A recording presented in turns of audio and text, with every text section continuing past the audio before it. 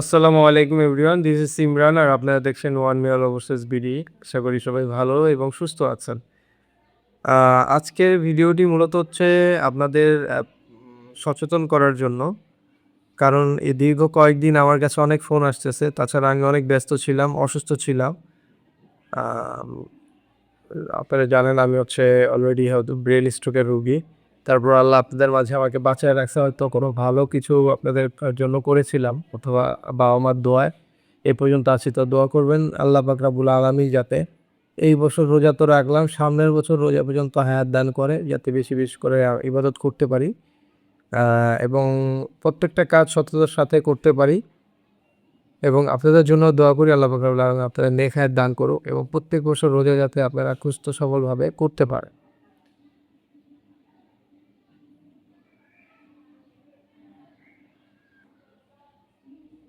তো বিগত কয়েকদিন যাবৎ আমারে অনেক মানুষ অনেক জায়গা থেকে ফোন করতেছে এইটা নিয়ে যে ভাই আসলে কাউরে বিশ্বাস হয় না। ধরা খাইতেছি, এই সমস্যা, ওই সমস্যা। শুধু বিগত কয়েকদিন এর আগেও অনেক ফোন হইছে এরকম। তো এর মাঝেই কিন্তু ভাই যারা যাওয়ার যাচ্ছে, সবাই যে খারাপ তা না। বাংলাদেশে যদি এজেন্সিরা না থাকতো, এজেন্সি নামে জিনিসটা না থাকতো, মানুষ কিন্তু বাইরের মুখ দেখতে পারত না। তাই না? তাদের সহযোগিতায় আপনারা বাইরে যাচ্ছেন। তবে সব এজেন্সি খারাপ না। আবার সব এজেন্সি হচ্ছে ভালো এরকমও না। তো আপনি যাচাই করতে হবে ভাই, হ্যাঁ? তো তার আগে উপদেশমূলক কথাগুলো বলার আগে আমি আপনাদের বলতে চাই আলহামদুলিল্লাহ আমাদের ভিয়েতনামের যে কয়টা ভ্যাকেন্সি ছিল, এর আগে যে কয়টা কাজ করেছি আলহামদুলিল্লাহ।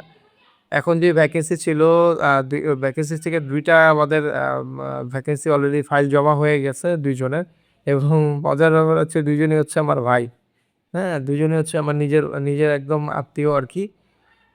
তো এই হচ্ছে অবস্থা। বাকি কয়েকটা ভ্যাকেন্সি আছে। আপনারা চাইলে ভাই যারা সুইং এর কাজ জানেন, আবারও বলতেছি যারা সুইং এর কাজ জানেন তারা হচ্ছে যোগাযোগ করবেন। কাজ না জানলেও যোগাযোগ করেন। ফাইল জমা দিয়ে আপনারা একটু সুইং এর কাজটা শিখে নেন। মানে যারা গার্মেন্টস এর সুইং এর কাজ, সেলাই ঝিকি মেশিনে যে সেলাইটা করে আরকি, এই সেলাইয়ের কাজটা শিখে নেন। প্রথমত, দ্বিতীয়ত যারা আনস্কিল ওয়ার্কার আছেন তারা হচ্ছে আপনার ফার্নিচার ফ্যাক্টরিতে যেতে পারেন। তো আমি এর আগের ভিডিওতেও বলে দিয়েছিলাম হচ্ছে আগের ভিডিওটা দেখে নিবেন।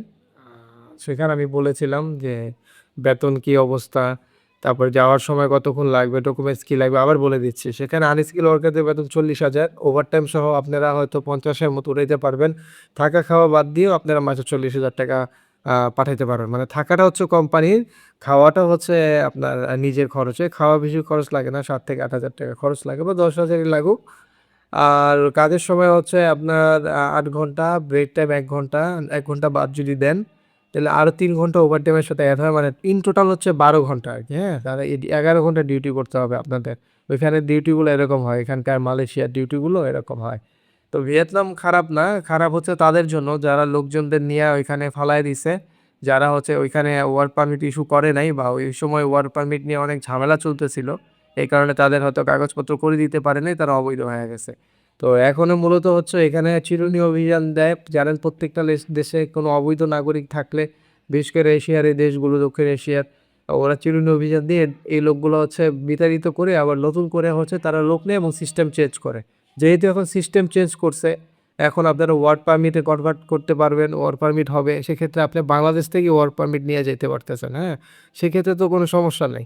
সমস্যাটা কাদের ছিল? যারা না বুইঝা না শুইনা চইলা গেছে, চমকপ্রদ এড দেইখা, যাওয়ার পর দেখা যায় পস্তাইতেছে। তারপরে কম টাকা, এই যে কম টাকা এটাও একটা স্ক্যাম ভাই। কম টাকায় যখন আপনাদের পাঠানো হয় তারা সাপ্লাই ভাবে পাঠায় লোক। দেখা যায় আপনার এখানে যাইতে লাগতেছে আপনার ৩,০০,০০০, ওনারা নিতেছে আপনার ৪,৫০,০০০। তো নেওয়ার পর কি হচ্ছে বাকি ওই টাকাটা তাদের পকেটে নিচ্ছে। মানে তারা প্রফিটের উপরে প্রফিট করতেছে। তারা যদি এই টাকাটা ওইখানে জমা দিত তাইলে হচ্ছে আপনার কিছু মানে ওয়ার্ক পারমিটটা কনভার্ট হইতো, টিআরসি পাইতেন, কিন্তু ওই জিনিসটা করে নাই। তখন আপনারা ধরা খাইছেন, স্ক্যামের শিকার হইছেন, অবৈধ ছিলেন। আর ওখানে অবৈধ হলে কেউ কিছু বলে না কেন? কারণ ওখানে তো সবসময় ধরপাকড় হয় না। হ্যাঁ? মালয়েশিয়ার মতো না যে আপনার ভিসা থাকলেও ধরে কিছু টাকা খায়, এরকম না। তো সবসময় ধরপাকড় হয় না, আবার কাজও করা যায়। আর কাজ তো সব জায়গায় কষ্টের ভাই। যে কষ্ট স্বীকার করতে পারবেন সেই আসবেন। তো এই হচ্ছে ডিউটি টাইমের অবস্থা। আপনার তো সবই বললাম খুলে আপনাদেরকে। আর যারা সুইং এর কাজ জানেন অথবা যারা কাটিং মাস্টার আছে, যারা হচ্ছে গার্মেন্টস সেক্টরে, তাদের তো ভালো সেলারি উঠাইতে পারবেন তারা। ৳৭০,০০০ পর্যন্ত উঠাইতে পারবেন তারা। ৭০,০০০-৮০,০০০ পর্যন্ত আপনারা উঠাইতে পারবেন। তো এই কারণে হচ্ছে যারা দক্ষ আছেন তারা আসেন। ইনশাআল্লাহ কাজ করে দিতে পারবো, কোনো সমস্যা নেই, আপনাদের সহযোগিতা করতে পারবো ইনশাআল্লাহ। তো আশা করি বুঝতে পারছেন। আর বয়স হচ্ছে গিয়ে আপনার 22 বছর থেকে নিয়ে 42 বছর পর্যন্ত আমরা এখন নিচ্ছি, ঠিক আছে? 22 বছর থেকে 42 বছর পর্যন্ত যারা স্কিল ওয়ার্কার, যাদের সার্টিফিকেট সহ আছে, তারা 50 বছর হইলেও যাইতে পারবেন, কোনো সমস্যা নাই। আর বাকি যারা হচ্ছে জেনারেল ওয়ার্কার 22 বছর থেকে 42 বছর পর্যন্ত। আমাদের কোটা খুবই সীমিত ভাই, হ্যাঁ, খুবই সীমিত। আমরা ১ম এ ২ টা ৩ টা পাইছি, এখন ৬ টা কোটা পাইছিলাম, ২ টা হয়ে গেছে। আর ৪ টা কোটা আছে। আর এরপরে হয়তো আবার লোকজন দিলে তারা যদি দেখে আমার লোক ভালো কাজ করতেছে, আবার কোটা দিয়ে আপনাদের নিতে পারবো, সমস্যা নাই। এই ক্ষেত্রে ফাইল জমা করে রাখতে হবে আগে থেকে। বিদেশের ব্যাপারটা হচ্ছে এরকম। আপনারা করেন কি? এক জায়গায় ১০০ জন মানুষ নিছে, সেখানে গিয়ে ফাইল জমা দেন। ভাই তারা তো নিয়েই গেছে। আবার ভ্যাকেন্সি এলো আর আসতেছে কই থেকে? এই কারণে তো আপনার স্ক্যামের শিকার হন। এগুলো কইরেন না। হ্যাঁ? তো এই হচ্ছে ভিয়েতনামের ব্যাপার গেল। আর নিউজিল্যান্ডের আমাদের হচ্ছে ওই আ গরু ফার্মের যেই আমাদের ওয়ার্ক পারমিট গুলা, সরি ইনভাইটেশন গুলা অলরেডি আসা শুরু করছে। আমি ২ টা ফাইল অলরেডি হচ্ছে এরেঞ্জ করছিলাম এবং রেডি করছিলাম। এইগুলা আমি সামনে আপনাদের ভিডিওতে দেখাবো। কেমন থাকে ওই জায়গার ইনভাইটেশন গুলো। সবই দেখাবো আস্তে, আস্তে। ফ্লাইট সুদ্ধা দেখাবো ইনশাআল্লাহ তাআলা। আপনারা দোয়া করবেন আমার জন্য। তাছাড়া মালয়েশিয়ার স্টুডেন্ট ভিসা নিয়েও আমি কাজ করতেছি কনসালটেন্সি, যেহেতু আমাদের কনসালটেন্সি সেন্টার। হ্যাঁ? আর ভাই ভিসা হচ্ছে সবসময় প্রসেসিং হয়। ভিসা কিন্তু কারো এটা বাবার তৈরি সম্পদ না যে সে দিলেই আপনারা দিয়ে দিবে। তো এইসব এড থেকেও আপনারা দূরে থাকবেন, যে 100% ভিসা। ভাই অ্যাজ এ মুসলিম হিসেবে আপনারা মুসলিম জানেন কোনো গ্যারান্টি যে জিনিসটা, এই জিনিসটা হারাম। ইনশাআল্লাহ বলবেন, ইনশাআল্লাহ, ইনশাআল্লাহ বলবেন। কোনো জায়গায় যাওয়ার আগে পরিবার নিয়ে কথা বলবেন। আমার কাছে আসলে পরিবারের সদস্য নিয়ে আসবেন। আপনারা কি করেন? বাইরের এইসব লোক নিয়ে আসেন, আইসা কথা বলেন। তারা আপনার কেউই হয় না। তারা বোঝে না এই বিষয়গুলো। পরিবারের লোক নিয়ে আসবেন। কারণ দিন শেষে পরিবার আপনাকে টাকা দিবে। আপনার বন্ধু টাকা দিবে না। পরিবারের লোক নিয়ে আসবেন, বসবেন, কথা বলবেন। আর আপনি যদি নিজেই গার্ডিয়ান হন, তাহলে আপনি নিজে একাই আসেন, সমস্যা নাই ভাই। কারণ এখানে আর লুকোচুরির কি আছে ভাই? আমরা তো এখানে চুরি করতে বসি নাই, বাটপারি করতে বসি নাই, কাজ করতে বসছি। তো সমস্যা কি? আসবেন, লিগ্যালভাবে কাজ করবেন, কাজ দিবেন ইনশাআল্লাহ। তো আজকে আপনাদের যে উপদেশগুলা দিব ভাই, ভিডিওটা একটু বড় হবে। আপনারা একটু শোনেন ভাই, ভালো করে শুনেন। না শুইনা আপনারা যদি বারবার খালি এইসব কাজ করেন আর বারবার ফোন দিয়া বলেন, তখন আমি কি ভাই মারামারি করব আপনাদের জন্য বলেন? এর মধ্যে একজন আইসা আমারে খুব আদে পায়ে ধরছে, "ভাই এই সমস্যায় পড়ছি, আমাদের একটু উপকার করেন।" আচ্ছা, ১ম নাম্বার 1 হচ্ছে আপনারা অনেক চাটুকার বিজ্ঞাপন দেখেন ভাই। এই চাটুকার বিজ্ঞাপন থেকে আপনারা দূরে থাকেন, হ্যাঁ? তো এগুলো শুনতে যত সহজ ভাই, বাস্তবতাটা কিন্তু অনেক কঠিন। হ্যাঁ? বাস্তবতাটা অনেক কঠিন। বাস্তবতার মধ্যে দিয়ে গেলে আপনারা বুঝবেন। মানে জমা দেওয়ার পর বুঝবেন যে আপনারা নাকের রশি দিয়ে কত ঘুরায় ভাই। এই কারণে দেখেন আমি কি করি, প্রত্যেকটা ভিসা, আমার যদি একটা ভিসা প্রসেস করতে ২ মাস লাগে, আমি সময় নেই কয় মাস? ৪ মাস, ৪.৫ মাস। যাতে আপনারা প্রেশার দিতে না পারেন। আপনারাও প্রেশারের উপরে না থাকেন, আমিও যাতে প্রেশারের উপরে না থাকি। তাই না? সময়ের ব্যাপার আছে ভাই। তাকদিরের ব্যাপারও আছে। আমি যতই চেষ্টা করি, আপনার তাকদিরে না থাকলে কি হবে? হবে না। তো এই হচ্ছে গিয়ে একটা পয়েন্ট। ২য় পয়েন্ট হচ্ছে আপনার বিদেশে আপনার যাওয়ার কোনো শর্টকাট রাস্তা নাই ভাই, হ্যাঁ? এটা যদি আপনি মনে করেন আপনি ভুল করবেন। আপনি এখান থেকে নেপালও যদি যান, তাও শর্টকাট নেই ভাই। আপনার ১ম এ এম্বাসিতে যাইতে হইব। এম্বাসি থেকে যদি চপ নেন, নিলেন, অথবা নাইলে আপনার হচ্ছে অনারেবলে গেলে কি করতে হইব? টিকেট কাটতে হইব। টিকেট কাইট্টা হচ্ছে হোটেল বুকিং করতে হইব। হোটেল বুকিং করার পর হেলথ ডিক্লারেশন সার্টিফিকেট অ্যারেঞ্জ করতে হইব। ওটা অনলাইনে থাকে। ওটা আপনি নিজেরটা নিজেই করতে পারবেন। তারপর এয়ারপোর্ট যাবেন। তারপরে এখানে অনলাইন বোর্ড আছে। ওইখানে আপনি হচ্ছে টাইপ করবেন কি কারণে আসছেন, কি করছেন। তারপর ইমিগ্রেশন ফেস করবেন, যাবেন।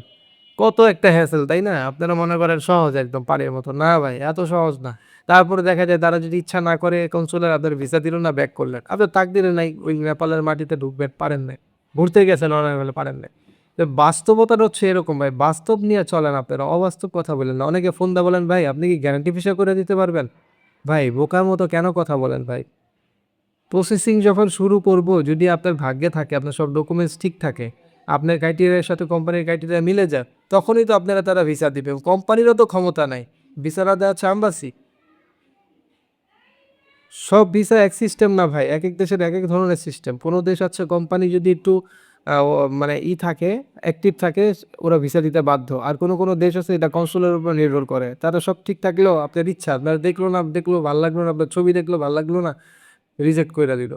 ১, ২ নাম্বার আপনারা ফাইল-টাইল পাঠান, কি পাঠান? কালারিং কপি, মোবাইল দিয়ে ছবি তুইলা ফাইল পাঠান বা এরকম না। যখন একটা ফাইল পাঠাবেন, আপনি এখানে দুষ্টামি করতে ফাইল দেন না, আমার যাচাই করার জন্য ফাইল দেন না, আপনি যাওয়ার জন্য ফাইল দিয়েছেন, আমি আপনার জন্য প্রসেস করব। ফাইলটা স্ক্যান করবেন সুন্দর করে, পাসপোর্ট ছবি, এনআইডি না থাকলে হচ্ছে জন্ম নিবন্ধন মানে death certificate, date of birth certificate, এই সার্টিফিকেট সুন্দর করে স্ক্যান করে হচ্ছে পাঠাবেন পিডিএফ করে, ঠিক আছে? এবং ম্যান্ডেটরি যে ডকুমেন্টস চাইবে এগুলো হচ্ছে আপনি পিডিএফ করে দিবেন। আপনারা মনে করেন যে ফাইজলামি করতে বসছি, ট্রাই করি দেখি বেটা পারে কিনা।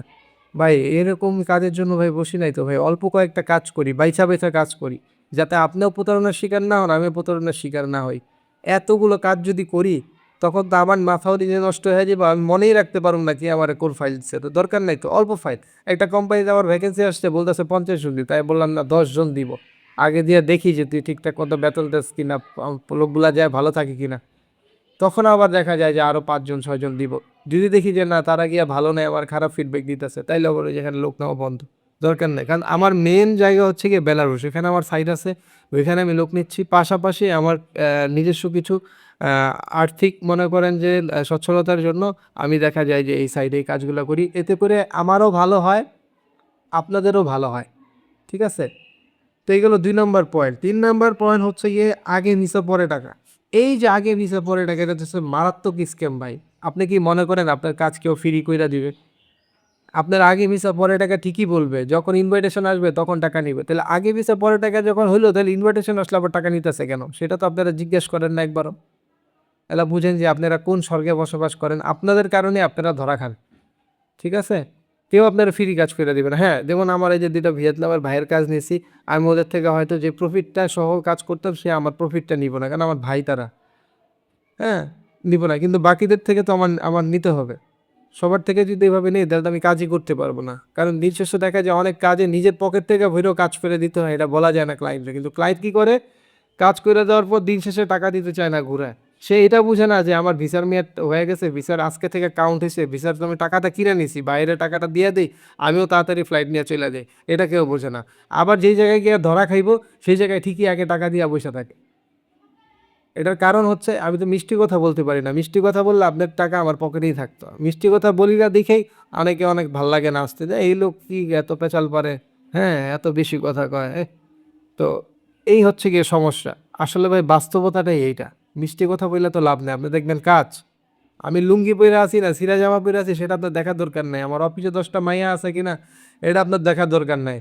আমার এই ভাঙ্গা এই রুমের থেকে আলহামদুলিল্লাহ এই পর্যন্ত অনেক মানুষের রিজিকের ব্যবস্থা কইরা দিছে আল্লাহ পাক রব্বুল আলামিন। কারণ আমার নিয়ত ভালো ছিল এবং ভালো নিয়ত নিয়ে কাজ করি এবং নিজে কাজ করি। ওই একটা বই নিয়ে আরেকজনের কাছে পাস কইরা দিলাম, সে আবার আরেকজনের কাছে পাস কইরা দিল, তারপর একটা গোল দিল। ওই সিস্টেমে আমি কাজ করি না। আমি নিজে কাজ করতে পারলে করব, নাইলে দরকার নাই। এলো 3 নাম্বার পয়েন্ট। 4 নাম্বার পয়েন্ট, আপনারা হচ্ছে যাচাই করেন না, হ্যাঁ? যাচাই না করেই অন্ধের মতো চইলা যান ভাই। আবার বলি আপনারা যাচাই করেন। আমি যেটা বলছি সেটার সাথে মিল কইরা আরেক এজেন্সিতে যান, সেখানে যাচাই করেন। সেখানে হইলে আরেক এজেন্সিতে যান, ৪-৫ টা এজেন্সি মিলে যখন দেখবেন যে না অ্যাকুরেট আছে, কথা কাজে মিল আছে, তখন আপনারা হচ্ছে বইটা জমায় দেন। আর যদি আপনারা যাচাই না করতে পারেন ভাই, জীবনও আপনারা এই বিদেশি লাইনে ফাইল জমা দিয়েন না। আপনার পরিবারের বিপদে ফালায়েন না, আপনি বিপদে পইড়েন না। কারণ এইসব করতে গিয়া অনেক মানুষ দেউলিয়া হয়ে আছে। টাকাও লস খায়, পরে তার নিজের জীবনটা দিতেও সে বাধ্য হয় ভাই। আমরা চাই না যে আপনারা নিজের জীবনটা আপনারা দিয়ে দেন। এই কারণে আগে যাচাই কইরা বুইঝা সুইরা তারপরে ফাইল জমা দেন। কারণ একটা ফাইল জমা দিলে যখন একটা কাজ না হয়, রিজেকশন আসে, সেইখানে এম্বাসির যে ফিটা ওটা ডিডাকশন হয়। এই টাকাটা কিন্তু কোনো এজেন্সি আপনারা ব্যাক দিবে না। যে যদি সে জেনুইন কাজ কইরা থাকে আপনার, দেবে না। কারণ টাকাটা তো সে নেয় নাই, টাকাটা আপনি আপনার জন্য এম্বাসিতে জমা দিছেন। তো এইসব জিনিস বিবেচনা কইরা যাচাই কইরা আপনারা ফাইল জমা দিবেন। যে আমার এখানে কাজ না হইলে ৫০-৬০ হাজার টাকা আমার হচ্ছে পাবো না আমি ফেরত। বাকি টাকা আমি ফেরত পাইয়া যাবো, পাসপোর্ট ফেরত পাইয়া যাবো। এই শর্তে আপনারা এইভাবে কাজগুলা করবেন, হ্যাঁ? আবার কিছু, কিছু জায়গায় দেখা যায় আমরা একেবারে কোম্পানির সাথে চুক্তি থাকে যে ভাই আমরা হচ্ছে একবারে কাজের পর টাকা দিব।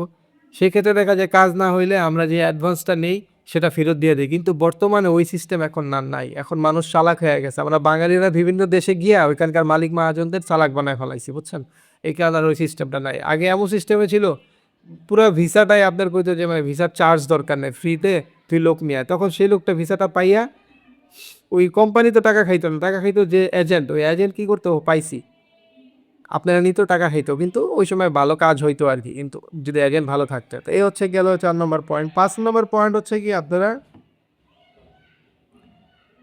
বর্তমান যুগে ভাই আপনাদের মোবাইল আছে, স্মার্টফোন আছে ভাই, এই মোবাইলটার একটু কাজে লাগায় এটা দিয়া সার্চ দিবেন যে ঐদেশিক এরকম কাজ আছে কিনা, বাঙালিদের জন্য এসব কাজ হয় কিনা।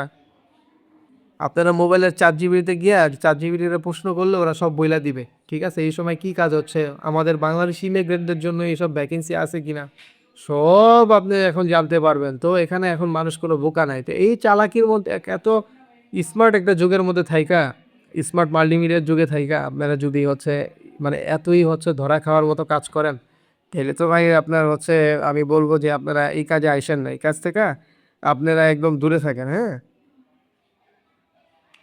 তো ওই হচ্ছে গিয়ে অবস্থা। তো বুঝতে পারলেন যে এইসব জিনিসগুলা আপনারা যদি ফুলফিল করতে পারেন, এইভাবে আপনারা কাজ করতে পারেন, আশা করি ভাই আপনারা হচ্ছে ধরা খাওয়ার সম্ভাবনাটা খুব কম থাকবে। তো সবাই ভালো থাকবেন, সুস্থ থাকবেন।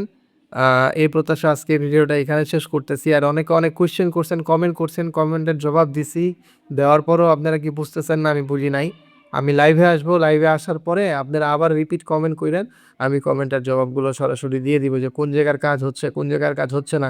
২০২৬ সালের কোন সময় কাজ দিলে কাজগুলো হবে, আর কোন সময় কাজ দিলে কাজগুলো হবে না, এবং কোন জায়গায় স্ক্যাম চলতেছে এগুলো আমি সব বইলা দিব, ঠিক আছে? আমি যতটুকু জানি, আমি যতটুকু আমার মেধা মানসিকতার মাধ্যমে জানি আপনাদের সাথে আমি শেয়ার করব। সবাই ভালো থাকবেন, সুস্থ থাকবেন। আল্লাহ হাফেজ। আসসালামু আলাইকুম।